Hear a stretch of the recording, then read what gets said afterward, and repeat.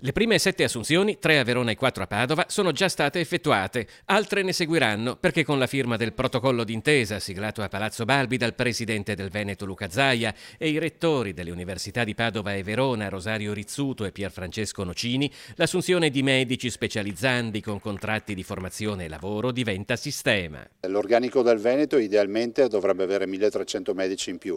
Ricordiamo che in Italia mancano 56.000 medici. Oggi la vera difficoltà è trovare medici. L'ultimo concorso per 80 medici di pronto soccorso ci ha fruttato 3 assunti.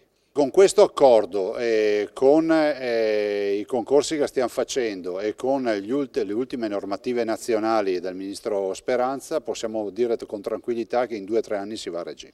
L'accordo siglato con le università coinvolge anche le scuole di specializzazione, con 197 specializzandi del quarto e quinto anno che potranno essere assunti con contratti a tempo determinato a 32 ore, con uno stipendio di 2.300 euro al mese. È un accordo storico perché il Veneto mostra ancora una volta la capacità di fare squadra, di lavorare insieme, riuscire ad affrontare un problema, un'emergenza, con una soluzione non di basso profilo ma di altissimo profilo, in cui la soluzione è anche un modello nazionale.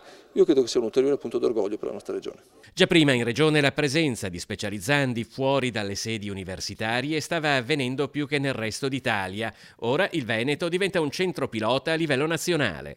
Sono medici al quarto anno, quinto anno di specialità che le facoltà la nostra facoltà, le scuole di specialità, i direttori valutano in grado di poter avere la massima sicurezza per poter accudire al cittadino, fermo restando che non sono da soli, c'è sempre un tutore.